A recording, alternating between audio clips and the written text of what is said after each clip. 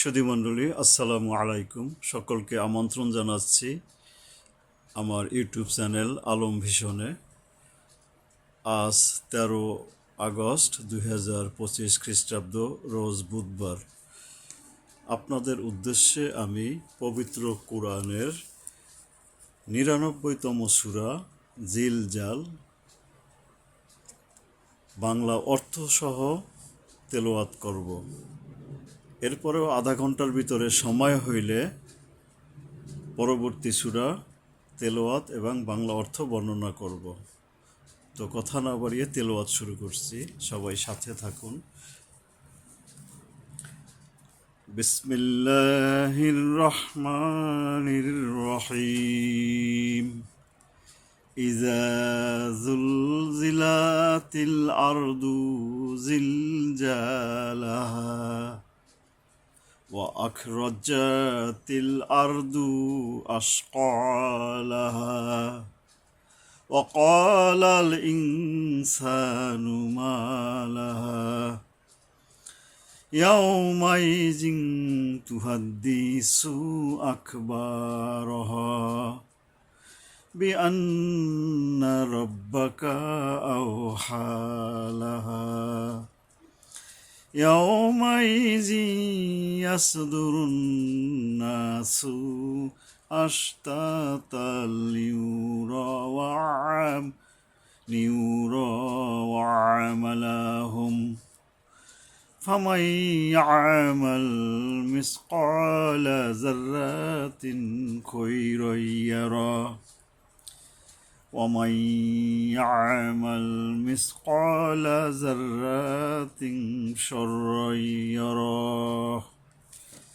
তো এই সূরাটি মক্কায় অবতীর্ণ হয়েছিল। মোট আয়াত সংখ্যা 8। তো আমি কথা না বাড়িয়ে এর বাংলা অর্থটা আপনাদের সৌজন্যে একটু বলবো, সাথে সাথে কিছু গ্রামার বর্ণনা করব। ইজা, এই যে জালটা উচ্চারণে এই যে মাখরাজের অক্ষর, কেয়ারফুল হইতে হবে। এরপরে হলো যা, এই যে যা উচ্চারণটা, এটাও মাখরাজের অক্ষর। নিচের মারির এই যে মাঝখানে যে লম্বা যে দুইটা দাঁত, এখানে এসা যাটা এখান থেকে উচ্চারিত হবে এবং নরমভাবে বা পাতলাভাবে। এই যে আর দুয়াত উচ্চারণ আমরা আগেই বলেছি যে উপরে মারির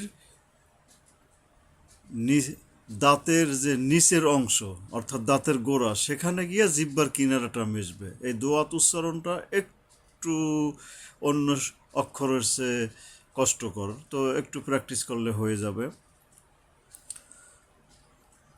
এরপরে এই যে জিম আছে পরবর্তীতে, ওয়া আখা রজ্জা, এই রাজা হবে না, রজ্জা। তিল আরদু, এখানে আসকলা, এই যে বড় কফ অর্থাৎ হলকের গোড়া থেকে মোটা করে শক্তভাবে আদায় হবে। এরপরে এই যে ইনসানা, এই যে সিন উচ্চারণে সাবধান হতে হবে। সিনটা হইল, আমি এর আগেও বলেছি যে জিহ্বার আগা আইসা নিচের মারির মাঝখানের যে বড় দুইটা দাঁত থাকে, এখানে আইসা মিলবে। কিছুটা ইনসানা সানা, ওটা কিছুটা বাতাস বের হয়ে যাচ্ছে পাতলাভাবে আর কি। সিনটা সানা সানা, ইনসানা সানা, ইনসানা সানা। এই সা উপরে পরে আবার একটা খালি জবর আছে, একালিপ টানতে হবে। মা লাহায়, মায়ের উপরে একালিপ টানতে হবে। তারপরে লাহা, হায়ের পরে এখানে একালিপ টানতে হবে। ইয়াও মায়ে জিং, জিন নয়, এখানে অনুস্বরযোগে বলতে হবে, কারণ এখানে ইকফার অক্ষর এটা। তুহাদ্দিসু, হা লম্বা হয়, গলা কিছুটা শব্দ হবে এবং উচ্চারণে সাবধান হতে হবে। তুহাদ্দিসু, সা এটাও হরফে এই যে মাখরজের অক্ষর, সাবধান উচ্চারণ করতে হবে। আলিফের প্রায় আখবারহ, এই আলিফ উচ্চারণে এখানে আলিফ নয় হামজা হয়ে গেছে, এই উচ্চারণে সাবধান হতে হবে। আখ র আখ বা বা বা আলিফ আছে একটা বায়ের পরে খালি আলিফ এখানে, এই জন্য এক আলিফ টানতে হবে, কারণ জবরের পরে খালি আলিফ থাকলে এক আলিফ টানতে হয়। র হা, এই হা এর পরে আবার একটা খালি আলিফ আছে, এখানেও এক আলিফ টানতে হবে। বি আন, এই এখানে নুনের উপরে তাজদিদ আছে, অর্থাৎ তাজদিদের ভিতরে আবার একটা নুন সাকিনও লুকায়িত থাকে।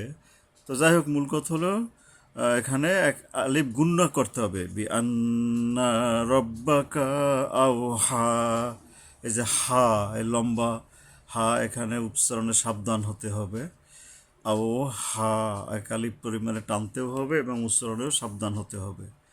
লাহা, হা, আবার এই যে শেষে একালিপ আছে খালি, এখানে একালিপ পরিমাণ টানতে হবে। ইয়াউমাইজি, ইয়াউমাইজি, এই যেখানে একটু গুণনা করতে হবে, ইয়ার উপরে এখানে তাজদিদ আছে। ইয়াউমাইজি, ইয়াস, এই সোয়াদ উচ্চারণটা ওই সিনের জায়গা থেকেই হয়, অর্থাৎ নিচের মারির মাঝখানে দুই দাঁতের মাথার থেকে হবে, কিন্তু সৎ আর সিন সিফাত আলাদা। সিফাত মানে গুণাবলী, সৎটা শক্তভাবে আদায় করতে হবে। ইয়াস, ইয়াস দুরুন্নাসু, এই ইয়াস দুরুন, নুনের উপরে গুণনা করতে হবে, তাসদিদ আছে। নাসু, এই যে সিন, উচ্চারণে সাবধান হতে হবে। আশতাতাল লিউরা, এই যেখানে আস্তা, তাইর উপর একালিপ টানতে হবে। আস্তাতাল লিউর, র এর উচ্চারণে সাবধান হতে হবে, হরফে ইস্তিওলা মানে মোটা করে পড়তে হয়, আকার উচ্চারণ করতে হয় না। আমালাহুম, আমা, আইন উচ্চারণে সাবধান হতে হবে, মাখরাজের অক্ষর সুনির্দিষ্ট নিয়ম, অর্থাৎ হলকের মাঝখান থেকে গলা চেপে আদায় করতে হবে। আমালা, আমা, মায়ের উপর একালিপ টানতে হবে। লাহুম, আমালাহুম, ফামাই, ইয়ার উপরে একালিপ পরিমাণ গুণনা করতে হবে। ফামাই আমাল, এই আইন গলা চেপে আদায় করতে হবে। ফামাই আমাল মিসকালা, এই যে ক এর উপরে এই মিস সা উচ্চারণে সাবধান, যেটা একটা বিধান আছে মাখরজ। কলা, কয়ের এই যে গলা, হলকের গোড়ার থেকে উচ্চারণ করতে হবে মোটা করে, সাথে সাথে একালিপ টানতে হবে। মিসকলা, মিসকলা। জার্র, জার্র তিন, র উচ্চারণ সাবধান, আকার উচ্চারণ হবে না। জার্র তিন খৈরইয়ার, খই, খা হবে না, খ হবে, ইস্তিওয়ালার অক্ষর। খই রই, এই যে র আইসে ইয়া ধরবে, খই রই, এখানে এক আলিফ পরিমাণ গুণ্য করতে হবে ইয়ার উপরে, তাসদিদ আছে, এখানে গুণ্য করার বিধান আছে। খই রই, খই রই, র, খই, খই রই, র, খই নস, আবার বলছি আমি উচ্চারণটা, খই রইয়া র। এই যে হায়ের উপর উল্টো পেশ আছে, এখানেও একালিপ পরিমাণে টানতে হবে, উল্টো পেশে একালিপ টানতে হয়। এরপরে আসেন অমাই, আবার একালিপ পরিমাণে গুণনা করা। অমাই আমাল মিসকালা যাররাতিন শাররান ইয়ারাহ, শাররান ইয়ারাহ। অমাই, মাই আমাল, এখানে যে ইয়ার উপরে গুণনা করতে হবে একালিপ, ইয়া আইন গলা চেপে আদায় করতে হবে। মিসকলা, ক, এই যে সা উচ্চারণে সাবধান হতে হবে।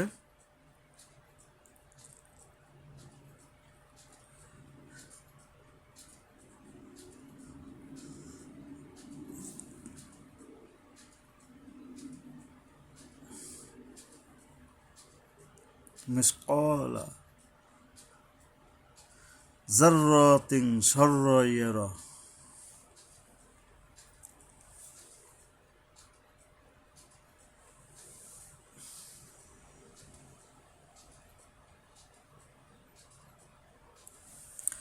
তারপরে এখানে তিং, যার র তিং অনুস্বার যুগে, তিন হবে না।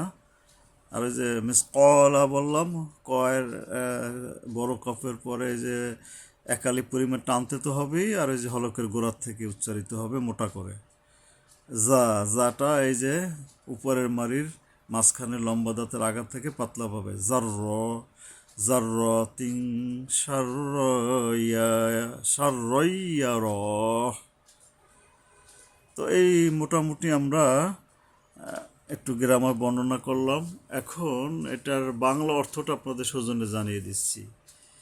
ইজা জুল জিলাতিল আরদু জিল জালাহা মানে হলো যখন প্রচণ্ড কম্পনে জমিন প্রকম্পিত হবে। 2 নম্বরের অর্থ, আর জমিন তার বোঝা বের করে দিবে। এই যে জমিনে আমরা যত কিছু করি সব কিছু কিন্তু জমা আছে, সব বের করে দেবে।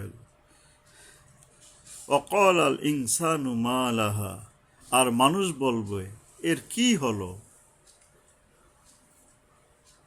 সেই দিন, 4 নম্বর আয়াতের অর্থ, সেদিন জমিন তার বৃত্তান্ত বর্ণনা করবে। অর্থাৎ এই জমিন কথা বলবে, বলবে কি হয়েছে আমার উপরে। 5 নম্বর আয়াতের অর্থ, যেহেতু তোমার রব তাকে নির্দেশ দিয়েছেন। কেন সে বলবে? আল্লাহ তাআলা তাকে নির্দেশ দিয়েছেন। 6 নম্বর আয়াতের অর্থ, সেদিন মানুষ বিক্ষিপ্তভাবে বের হয়ে আসবে যাতে দেখানো যায় তাদেরকে তাদের নিজেদের কৃতকর্ম। এবার বোঝা যাচ্ছে যে মানুষ বিক্ষিপ্তভাবে বের হয়ে আসবে এবং তারা দেখতে পাবে আমরা কি করেছি, সব দেখা যাবে জমিনে আমরা ভালো মন্দ কি করেছি। এরপরে 7 নম্বর আয়াতের অর্থ, অতএব কেউ অনুপরিমাণ ভালো কাজ করলে তা সে দেখবে। তো কি বলা হয়েছে? অনুপরিমাণ। অনু তো বুঝনি, সূক্ষাতি সূক্ষ্ম অনু, পরমাণু, যা চোখেও দেখা যায় না, যে এরকমই বলা হয়েছে। জাররা মানে অনুপরিমাণ ভালো কাজ করলে তাও সে দেখবে। আর সর্বশেষ আয়াতের অর্থ, 8 নম্বর আয়াতের অর্থ, আর কেউ অনুপরিমাণ খারাপ কাজ করলে তাও সে দেখবে। এর মানে কি হলো? যে পৃথিবী যখন কেয়ামত হয়ে যাবে বা পৃথিবী কেঁপে উঠবে, মানে সব ধ্বংসলীলায় পরিণত হয়ে যাবে, এককালে এটা ঘটবে। তো তখন প্রচণ্ড কম্পনে পৃথিবী কাঁপতে থাকবে। এই আর এই যে আমরা যা করতেছি ভালো মন্দ, এগুলো এই জমিনই তখন বলে দিবে কে কি করছে আমার উপরে। কারণ এখানে বলা হয়েছে আর জমিন তার বোঝা বের করে দিবে। মানুষ বলবে হায় হায়, এটার আবার কি হইলো, এরকম কাঁপছে কেন, এরকম কি কথাবার্তা বলতেছে, এগুলো কেন? মানুষও বুঝে উঠতে পারবে না যারা জানে না আগের থেকে হয়তোবা। সেদিন জমিন তার বৃত্তান্ত বর্ণনা করবে। কারণ কি? আল্লাহ তাআলা তাকে বর্ণনা করার আদেশ দিবেন। তো যাই হোক, আর কি মূল কথা তো বুঝতে পারছেন সবাই, আমি আর এ নিয়ে বেশি কথা বলবো না। তো আমরা যাই ভালো মন্দ করি সব রেকর্ড থাকছে, এই জমিনই বর্ণনা করবে। তো এই জন্য আমরা সাবধান থাকি। খুবই গুরুত্বপূর্ণ একটি সূরা। কারণ আমরা মনে করি আমি লুকাই লুকাই খারাপ কাজ করছি, কেউ দেখছে না, না, এই জমিনে রেকর্ড থেকে যাচ্ছে। আল্লাহ তাআলা সূক্ষ্মাতি সূক্ষ্ম যেটা অনু কথা ব্যবহার করছেন এই সূরার ভিতরে, তো সেটাও ধরে রাখতেছেন। তো সুতরাং লুকানোর কোনো সুযোগ থাকবে না। তো যাই হোক, আর কথা না বলে আমরা দেখি পরবর্তীতে আরেকটা সূরা একটু তেলাওয়াত করি। সূরাতুল আদিয়াত। বলে নেওয়া ভালো, এই যে সূরাতুল জিলজাল, যেটা আমি 99তম সূরা পাঠ করলাম, এটার বাংলা অর্থটাই হলো ভূমিকম্প। অর্থাৎ এই যে পৃথিবী কাঁপতে থাকবে। তো ঠিক আছে, ওই সূরাটি নিয়ে আর কথা বলবো না, পরবর্তী সূরায় চলে যাই। এটা হলো পবিত্র কুরআনের 100তম সূরা, সূরাতুল আদিয়াত। আদিয়াত মানে হলো অভিযানকারী। তো আমি আগে একটু তেলাওয়াত করি, তারপরে পরবর্তী আলাপ আলোচনা করব। বিসমিল্লাহির রহমানির রহিম। ওয়াল আদিয়াতি দবহা ফাল মুরিয়াতি কদহা ফালমুগিরাতি সুবহা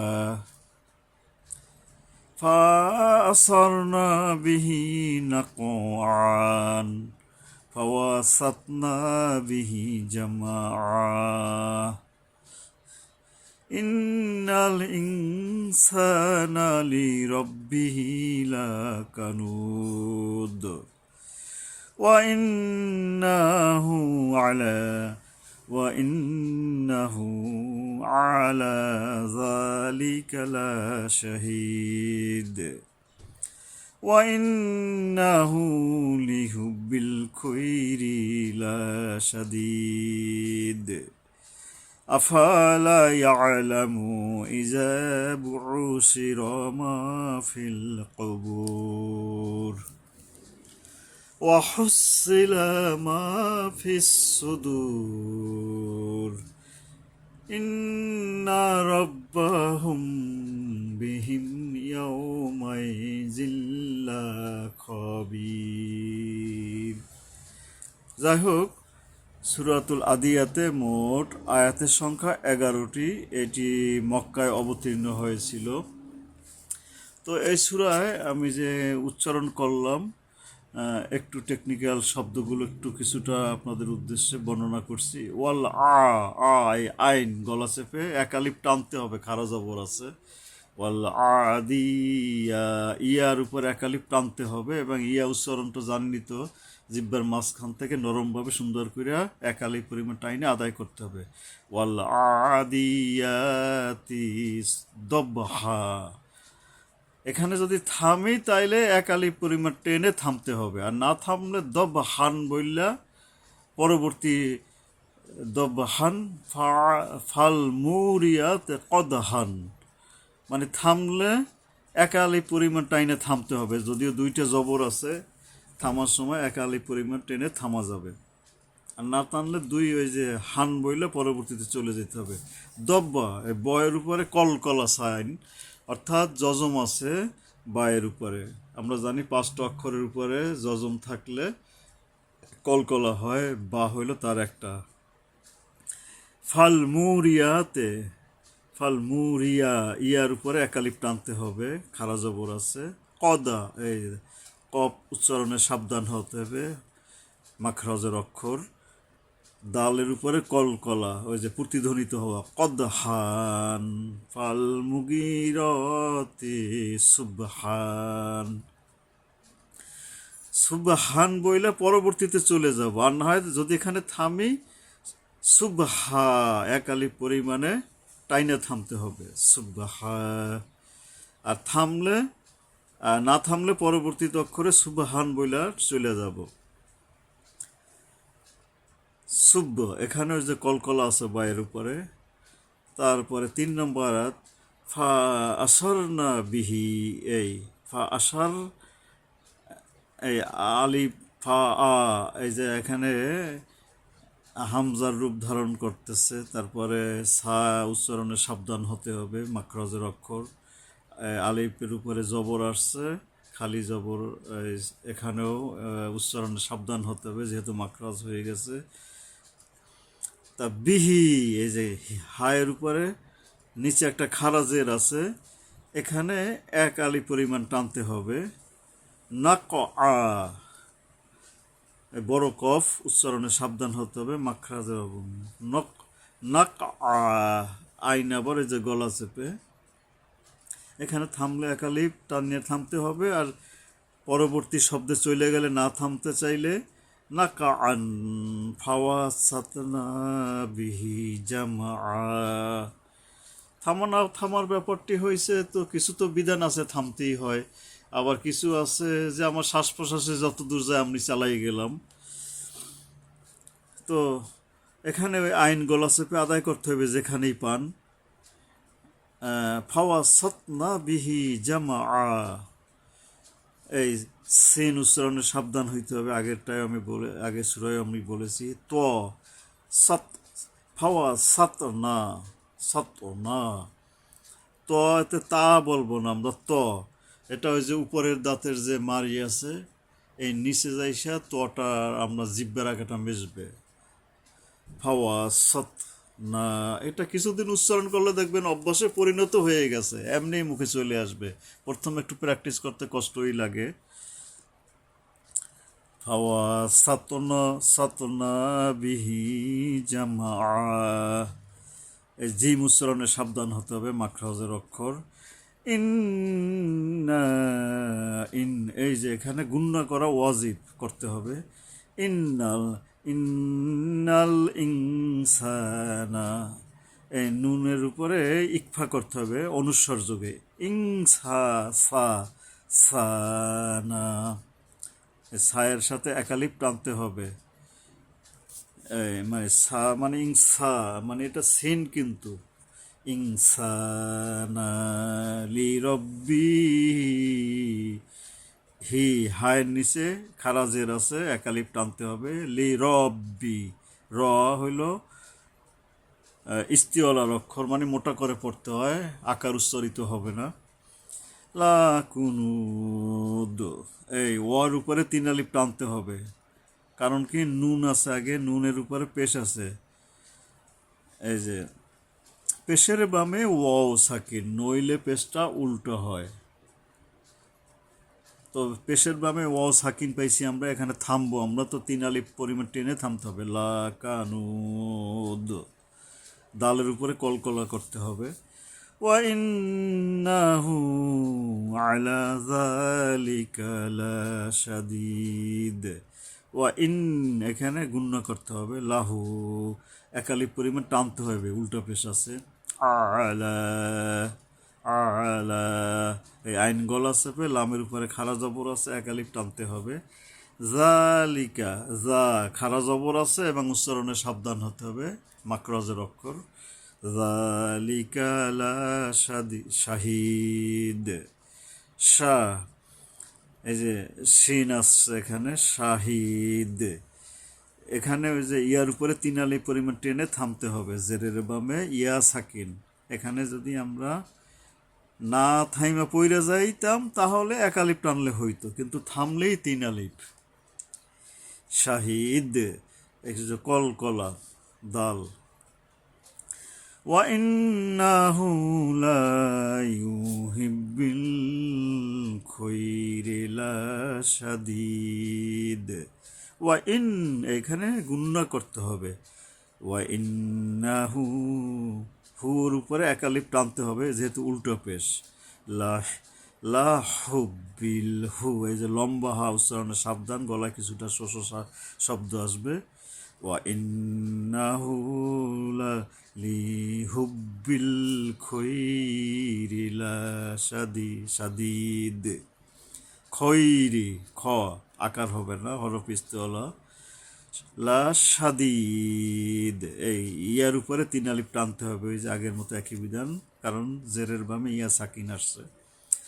আফালা, এই লা এর উপর এক আলিফ টানতে হবে। আফালা ইয়ালামু, এই আইন আসছে, গলা চেপে আদায় করতে হবে। আফালা ইয়ালামু ইজা, ইজা, এই যে এক আলিফ এখানে ইজার উপর এক আলিফ টানতে হবে। বুশির, বু, এরপরে এই যে আইন আসছে, গলা চেপে, বুশির, শির পরে আবার র, এখানে আকার হবে না, শিরা হবে না, শির, মা ফিল কবুর, মা এর উপরে একালিপ টানতে হবে। ফিল কবুর, এই বড় কাপ উচ্চারণে সাবধান হতে হবে, এই ওয়ার উপরে তিন আলিফ পরিমাণ টানতে হবে। এরপরে ওয়া হুসিলা মা ফিস সুদূর, এই যে লম্বা হা, ওয়া হু, হু, গলাটা কিছুটা শোষ শব্দ হবে। ওয়া হুসিলা মা ফিস সুদূর, এই যে লম্বা হা উচ্চারণে সাবধান হতে হবে।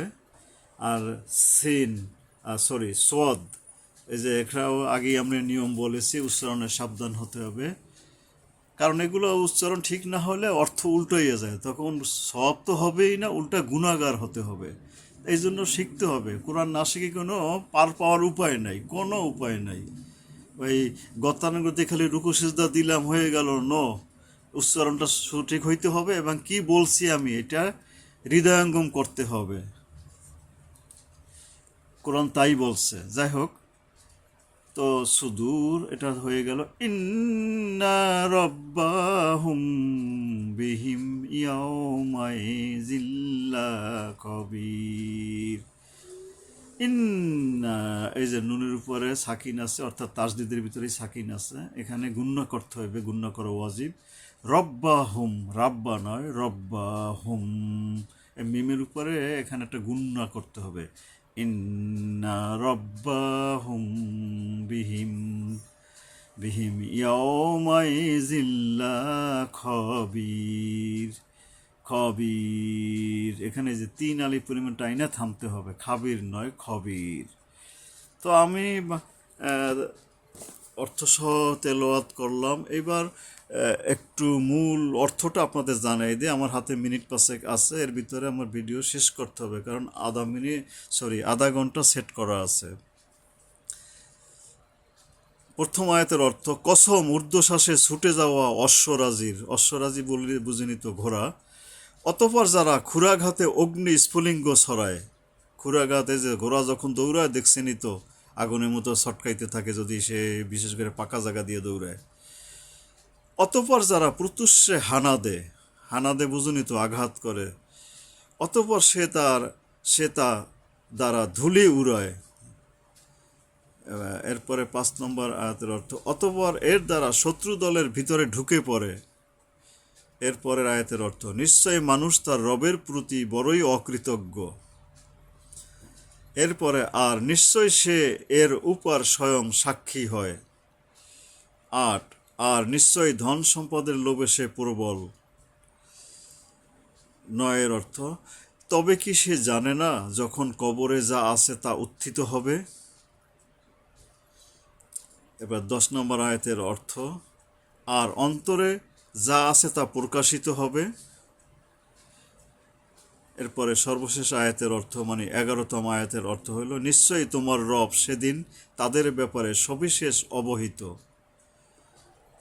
তো এখানে এই যে আল্লাহ তাআলা যে ঘোড়ার কিছু বৈশিষ্ট্য, যে দৌড়ায় বা মানুষের ভিতরে এরকমের কিছু আছে, জোর করে, অনেক কিছু করে। তো আল্লাহ তাআলা সূরার শেষ দিকে এসে বলছেন যে নিশ্চয়ই মানুষ তার রবের প্রতি বড়ই অকৃতজ্ঞ। এই যে এটা 6 নম্বর আয়াতের অর্থ, ইন্নাল ইনসানা লিরাব্বিহি লাকুনুদ। নিশ্চয়ই মানুষ তার রবের প্রতি বড়ই অকৃতজ্ঞ। এরপর আবার বলছে, আর নিশ্চয় সে এর উপর সাক্ষী হয়। মানে আল্লাহ তাআলা এর সাক্ষী হয়ে যাচ্ছে। এই যে পৃথিবীতে কে কি কোথায় কি করছে দেখছেন আল্লাহ তাআলা, এবং সে নিজেও সাক্ষী যে সে যা কাজ করতেছে আল্লাহ তাআলা তো দেখছেনই, শুনছেনই, অন্তর্যামী।